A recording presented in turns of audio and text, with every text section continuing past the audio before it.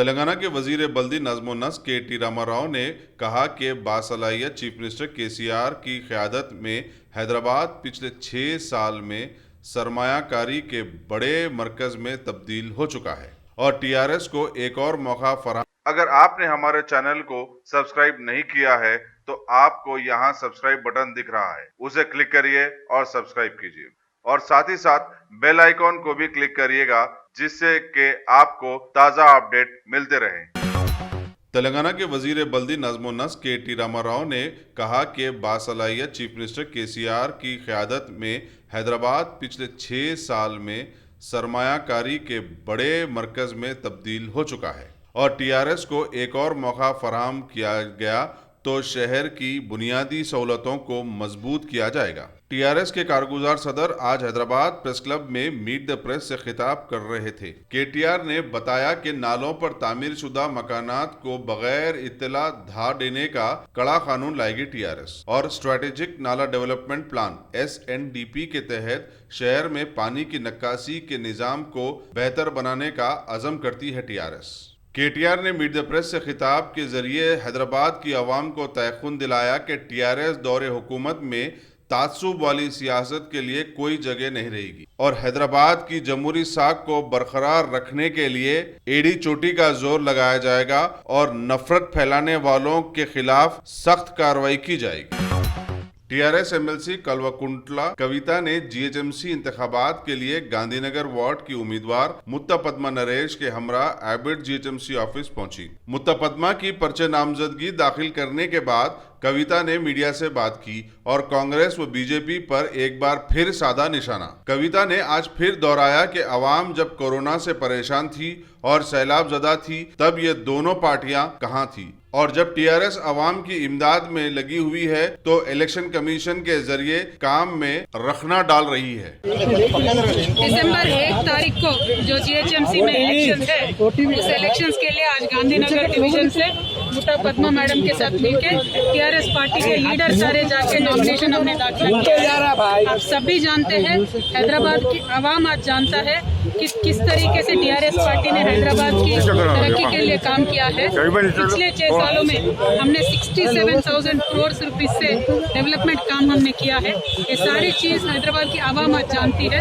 मैं इतना ही गुजारिश करना चाहती हूँ आवाम से कि पिछले 6 सालों में जितना काम हैदराबाद में हुआ है उसको नज़र में रखिए और कोरोना के टाइम पे जितना भी मदद स्टेट गवर्नमेंट से मिला है उसको आप नज़र में रखिए। स्टेट गवर्नमेंट के तरफ से सारे वाइट रेशन कार्ड के लोगों को 6-7 महीने पूरा 1500 हमने दिया है।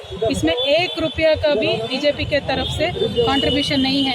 कांग्रेस की तो बात ही छोड़िए, उनको तो कई लोगों में आना ही हम आजकल नहीं देखते हैं। सेम जब हैदराबाद में फ्लड आएगा जो 100 साल में एक बार आता है, ऐसा बारिश पानी हैदराबाद में पड़ता है तो आज तक सेंट्रल गवर्नमेंट से 1 भी रुपया हमें नहीं मिला है। हम इतना ही कहना चाहते हैं, जो लोग जो पार्टी जिस पार्टी जिम्मेदारी से हैदराबाद के लोगों के साथ खड़ी है उनके साथ आप खड़े रहिए, कार के निशानी पे वोट दीजिए, टीआरएस पार्टी को जिताइए। किशन रेड्डी साहब बीजेपी का मेयर रहेगा।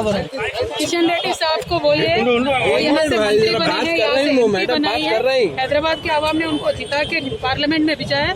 तो हैदराबाद में जब पानी पड़ता है 1 रुपया भी बीजेपी पार्टी से क्यों हमें नहीं आया, 1 रुपया भी सेंट्रल गवर्नमेंट से क्यों नहीं आया वो पूछे। और बाकी किशन रेड्डी साहब को क्वेश्चन कीजिए जहाँ पे भी वो आएंगे। कल तक जो 10,000 मिल रहा था गरीब लोगों को जिनके घर में पानी आया तो उनको 10,000 स्टेट गवर्नमेंट से मिल रहा था। आज बीजेपी का एक लेटर से, कांग्रेस के एक लेटर से गरीब लोगों को वो 10,000 मिलना बंद हो गया। ऐसा क्यों हो रहा है? बीजेपी के किशन रेड्डी साहब से आप सवाल। Thank you. तेलंगाना के वजीर बल्दी नज़्म नस्क के.टी. रामाराव ने वाजे कर दिया है कि वो किसी पार्टी के साथ कोई इंतखाबी कोई मुफाहमत में नहीं है। केटीआर ने मजीद वाजे किया है कि टीआरएस जीएचएमसी के पूरे 150 वार्ड्स पर मुकाबला करेगी। उन्होंने बड़ी मसर्रत का इजहार करते हुए कहा कि पिछले जीएचएमसी इंतखाबात में टीआरएस ने मजलिस को उनके गढ़ पुराने शहर में 5 सीटों पर हराया था और अब की बार वो 10 से भी ज्यादा नशिस्तों पर मजलिस को हराने की कोशिश करेंगे। केटीआर ने दावा किया है कि इस बार जीएचएमसी की क़यादत टीआरएस से वाबस्ता खातून मेयर संभालेगी। पहली बात मैं आपको साफ साफ कहना चाहता हूँ शाहनवाज साहब, हम 150 सीट में लड़ेंगे। और मैं ये तो ज़रूर मानूंगा, और इस बार पिछली बार जो है बल्दिया में हमने 5 सीट जीता था ओल्ड सिटी से, मैं इस बार पक्का दावे के साथ कह सकता हूँ 10 से ज़्यादा सीट जीतेंगे और वहाँ हराएंगे मजलिस को। मैं ये भी बोल रहा हूँ, हमारी कोई किसी के साथ ऐसी दोस्ती नहीं है। లాస్ట్ టైం తెలుగులో అర్థం కావాలని చెప్తా ఉన్నా మిత్రులకి, ఇంకా కొంతమంది ఇంటున్న వేరే మిత్రులకు కూడా చెప్పాలి. లాస్ట్ టైం మేము ఓల్డ్ సిటీలో 5 సీట్లు గెలిచినాం, 5 డివిజన్లు గెలిచినాం. మేము గెలిచిన 99 5 ఉన్నాయి. ఐఎస్ సదన్ ఉంది, మూసారంబాగ్ ఉంది, జియాగూడ ఉంది, గుడి మల్కాపూర్ ఉంది, ఇంకోటి ఇంకేదో ఉంది మర్చిపోయాను. ఆ 5తో పాటు ఇంకో 5 గెలుస్తాం. ఆ 5 చోట్ల కూడా ఎంఐఎంనే ఓడగొడతాం. మేము జాంబాగ్ లాస్ట్ టైం 5 ఓట్లతో పోయింది మాది, అక్కడ ఎంఐఎం గెలిచింది.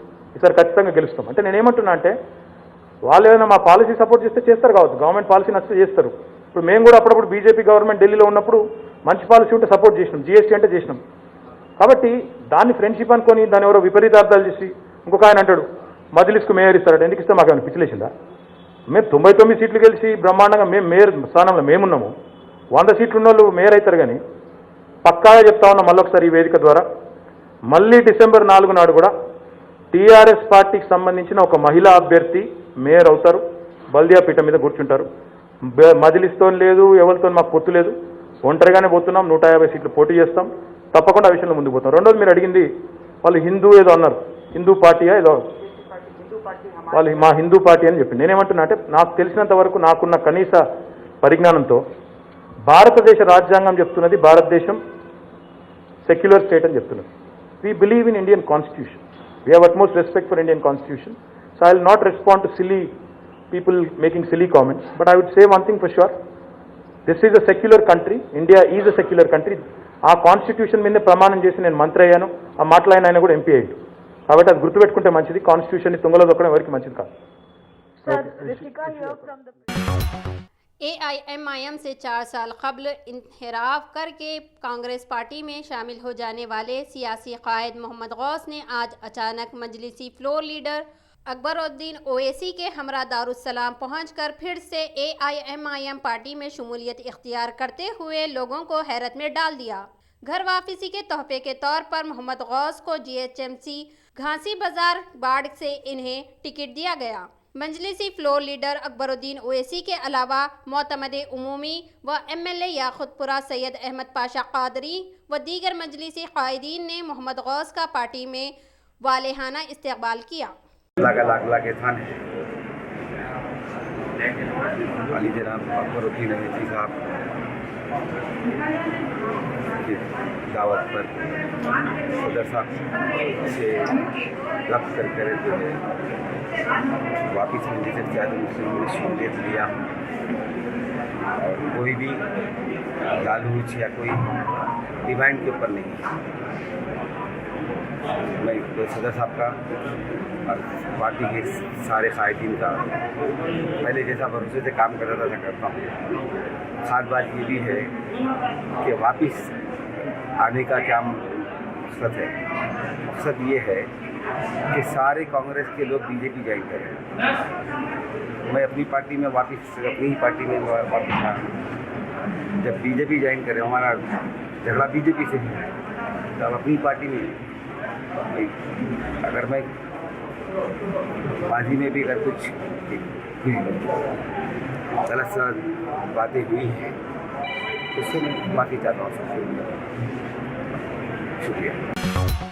तेलंगाना प्रदेश कांग्रेस कमेटी के वर्किंग प्रेसिडेंट ए रेवंत रेड्डी ने TRS, बीजेपी व AIMIM पर इल्ज़ाम लगाया कि ये तीनों पार्टियां शहर के पुरअमन माहौल को ख़राब करने की कोशिश कर रही हैं। जैसे ही GHMC इंतखाबात का ऐलान किया गया, ये तीनों पार्टियों का ड्रामा शुरू हो चुका है। ये तीनों पार्टियां समाज को हिंदू मुस्लिम में बांटकर सियासी फ़ायदा उठाने की कोशिश कर रहे हैं। आइए मुलाहिजा कीजिए मज़ीद तफसीलात। बीच में आ जाओ, आप पूछने के वास्ते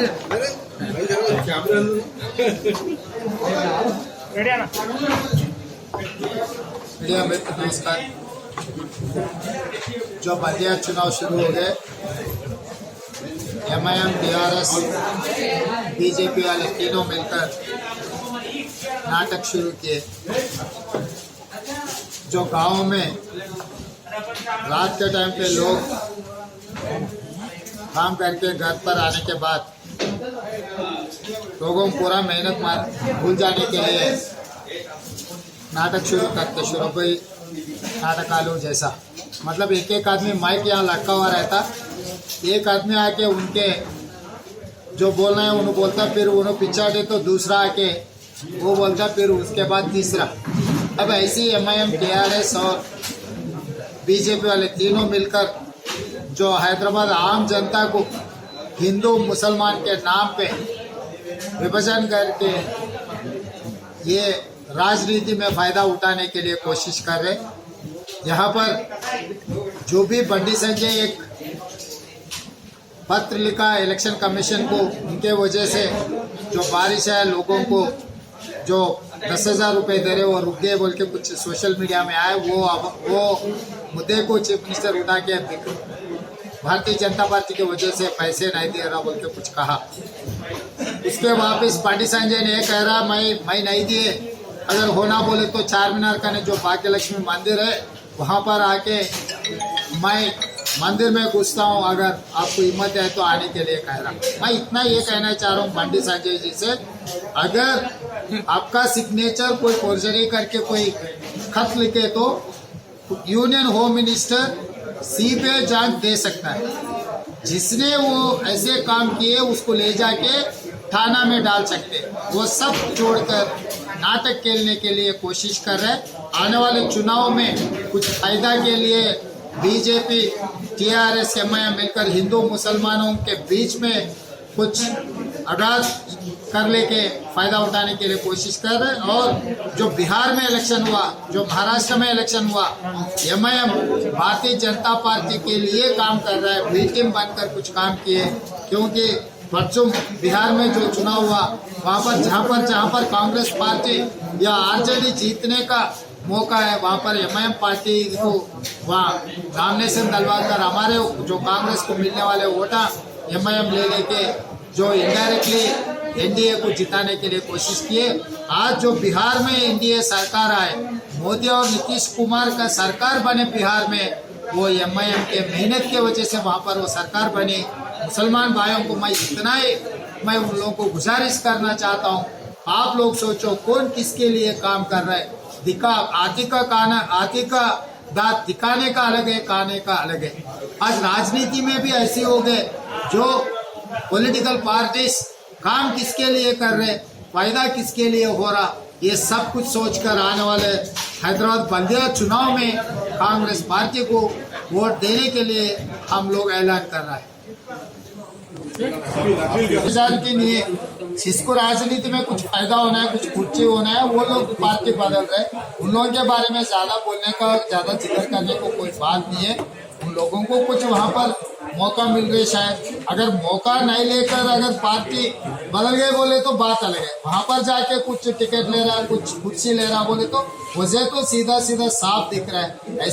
ऐसे कुछ होते रहता हर चुनाव में, आयाराम गैराम के कुछ तो कुछ चलते रहता, वो ऐसे ही देखना पड़ेगा। तेलंगाना के बीजेपी सदर बंडी संजय और नायब सदर DK अरुणा ने जुमेरात को बीजेपी स्टेट ऑफिस पर मीडिया से खिताब करते हुए CM KCR को तनकीद का निशाना बनाया और चैलेंज किया कि अगर वो सच्चे हैं तो कल शाम भाग्यनगर मंदिर आकर साबित करे, वरना बीजेपी इन पर झूठा इल्जाम लगाने की पादाश में सख्त कार्रवाई करके जेल भी भिजवा सकती है।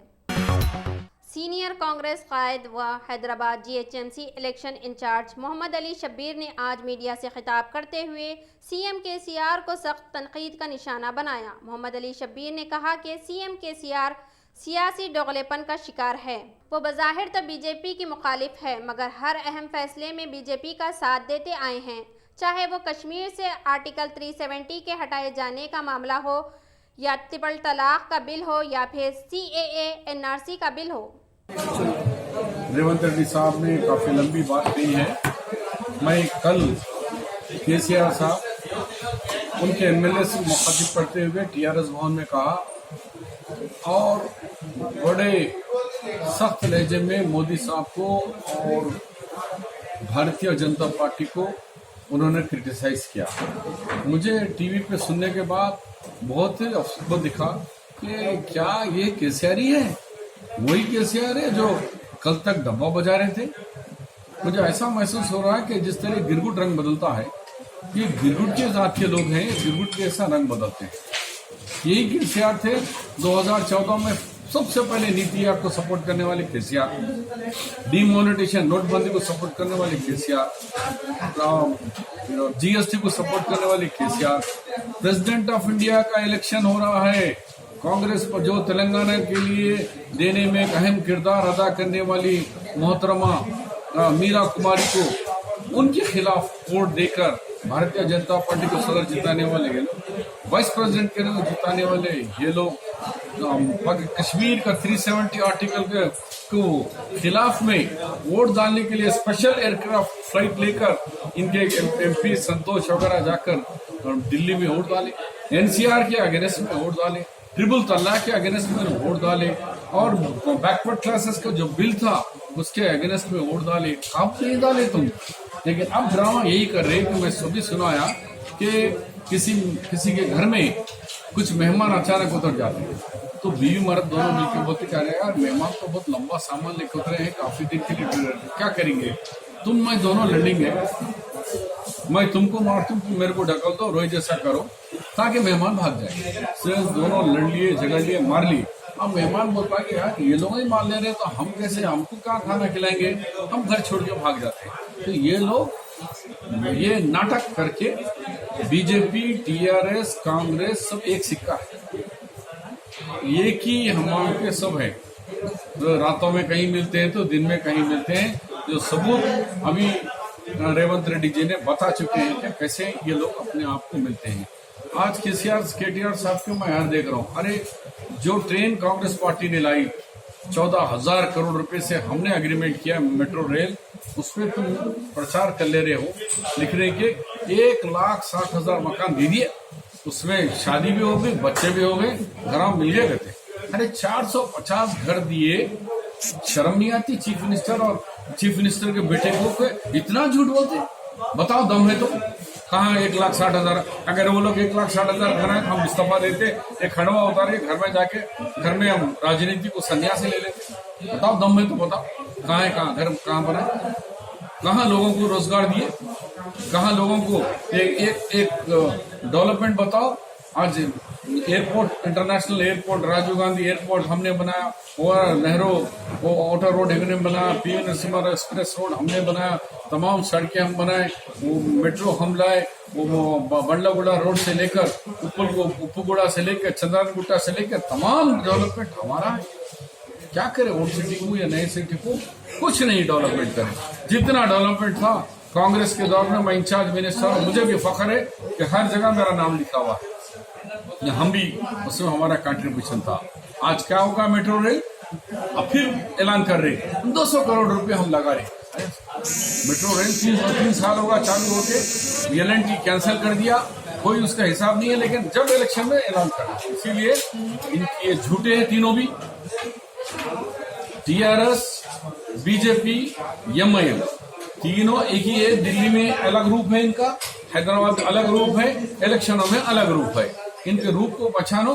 कांग्रेस आपकी जमात है, कदीम जमात है, आपके को 4% मुस्लिम रिजर्वेशन दिए से जमात है। हैदराबाद के अंदर पूरा स्लम एरियाज को डेवलप देकर ग्रेटर हैदराबाद बनाने वाली जमात है। इसके कैंडिडेट्स को जिताइए, हैदराबाद को डेवलप करिए। Thank you.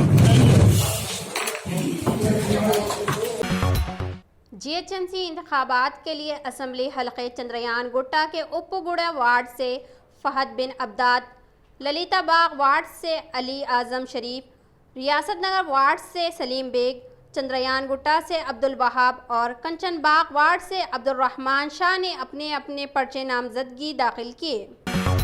जीएचएमसी इंतखाबात के लिए दूसरे दिन 552 उम्मीदवारों ने 580 पर्चे नामजदगियाँ दाखिल किए। 2 दिन में जुमला 537 उम्मीदवारों ने 597 नामजदगियाँ दाखिल की। आज पर्चे नामजदगियाँ दाखिल करने वालों में 140 बीजेपी, 1 CPI, 4 CPIM, 68 कांग्रेसी, 27 MIM, 195 TRS, 47 TDP, 1 YSRCP, 15 मुसल्लिमा सियासी पार्टी और 110 आज़ाद उम्मीदवार शामिल हैं। जुमा के रोज़ पर्चे नामजदगियाँ दाखिल करने की आखिरी तारीख है।